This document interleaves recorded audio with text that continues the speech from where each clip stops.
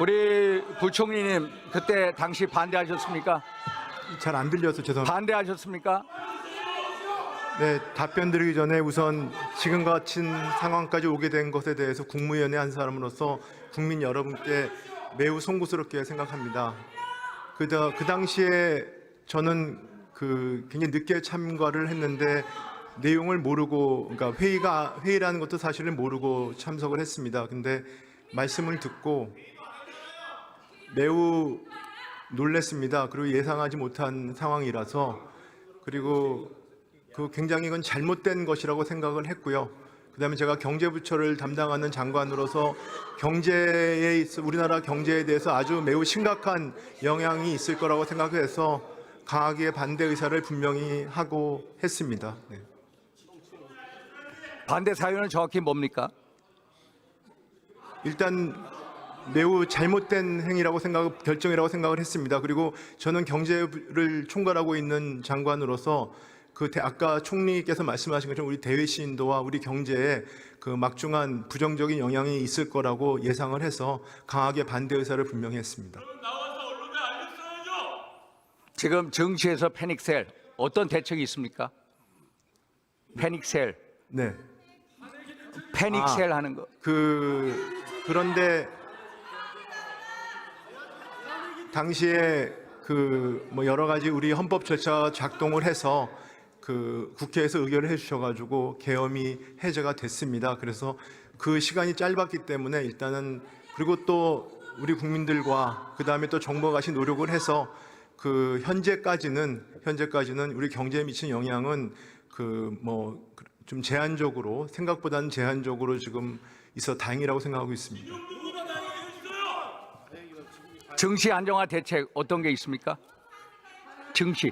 네, 증권시장 저희가 그날 밤에 한국은행과 금융당국이 대외적으로 무제한 유동성을 제가 풀 수 있다는 메시지를 내고요. 나름대로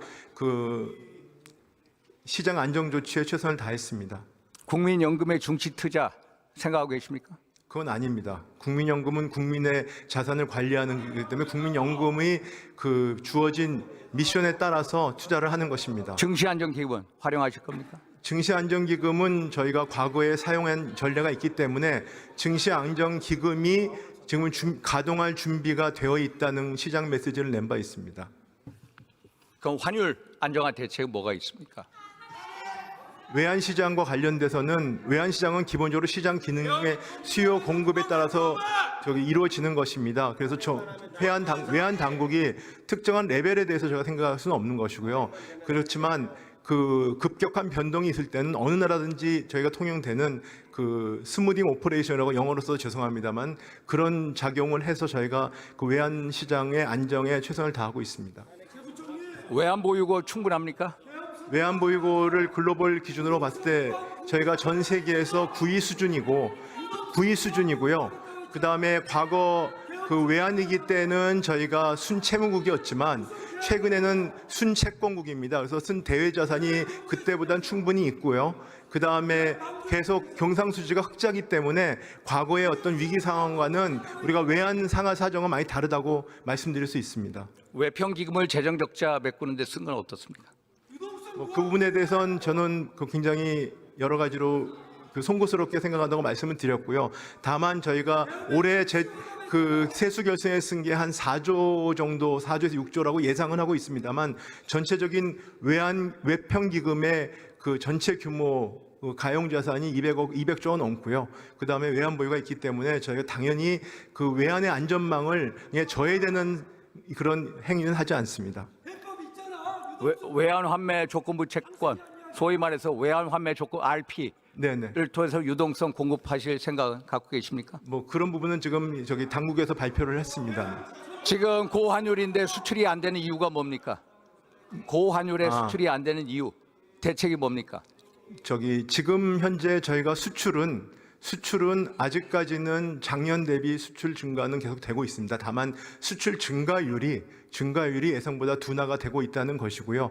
그건 여러 가지가 이거 있기 때문에 저희가 수출 증가를 제대로 하기 위해서는 산업 경쟁력이 중요하고요. 그다음에 글로벌 통상 어떤 질서에 대한 불확실성이 지금 예상되고 있기 때문에 정부에서는 그에 대한 만반의 준비를 산업계와 소통을 하면서 준비를 하고 있습니다. 경기가 둔화 국면에 이미 진입했다. 동의하십니까? 경기가 둔화 국면이라고는 하기는 어렵습니다만 일단은 저희가 내년 성장 전망이 올해부터는 낮아질 것으로 저희가 예상을 하고 있기 때문에, 그리고 또 대외 불확실성이 확대되고 있기 때문에, 또 게다가 저희가 민생과 내수 부분이 수출보다는 훨씬 어렵기 때문에 그런 사항에 대해서 저희가 굉장히 엄중하게 생각하고 있습니다. 그래서 거기에 따른 저희가 그 민생 안정과 그다음에 대외 불확실성 확대에 대한 대응하기 위한 그 노력을 나름대로 하고 있습니다.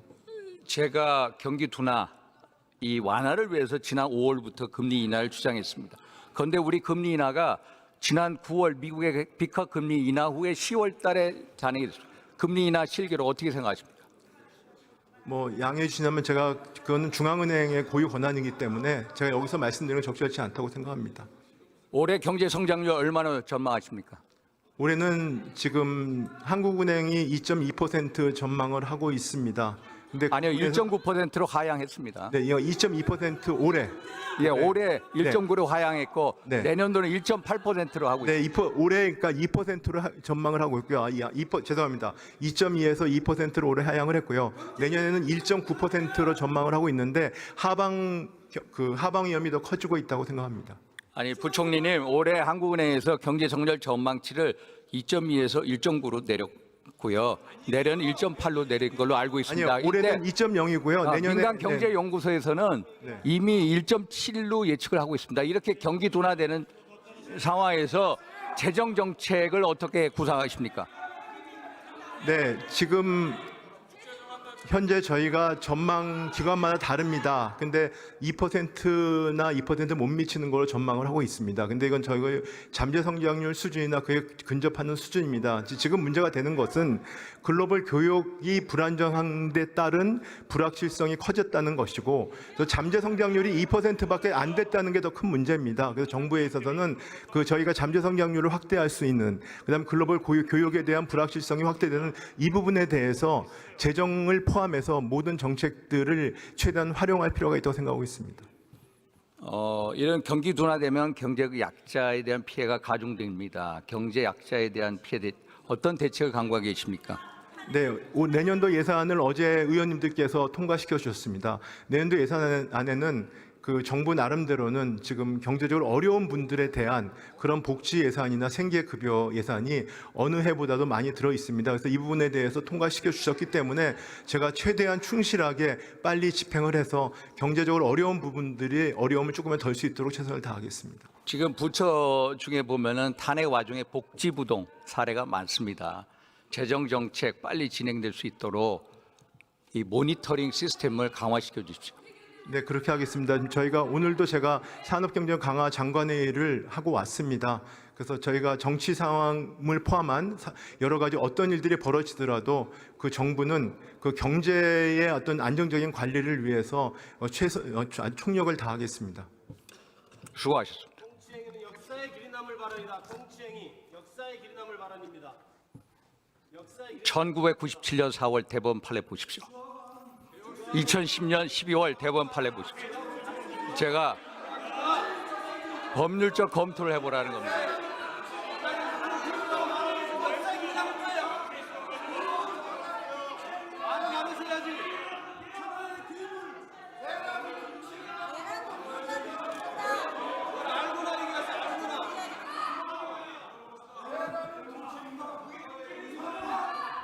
네, 의원님들,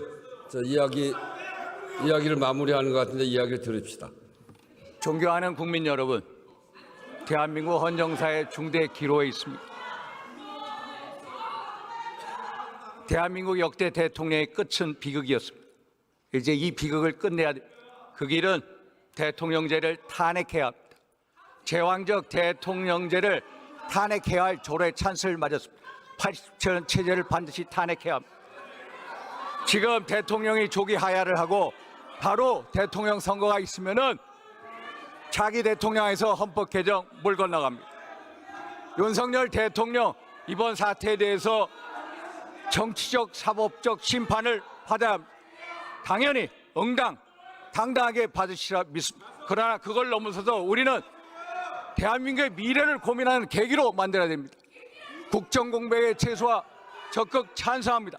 그러나 그거에 머물지 않고 대통령제 폐해를 끝낼 수 있는 절호의 찬스를 만들어야 되는 게 우리들한테 있습니다. 존경하는 국민 여러분, 이제 그 결단은 우리 국회에 있습니다. 우리 이재명 대표님 결단해 주십시오. 제왕적 대통령제를 뜯어고치지 않으면 다음 대통령도 똑같은 비극을 회피할 수가 없습니다. 우리 여야 국회의원 여러분, 대한민국 국민과 미래를 위해서 한번 결단합시다. 대통령제 폐해를 끝낼 절호의 찬스를 한번 생각해 봅시다. 윤석열 대통령이 헌법 개정, 임기 단축 헌법 개정을 통해서 절대적인 이 제왕적 대통령제를 끝날 수 있는 결단을 만들 수 있도록 우리가 놓아줄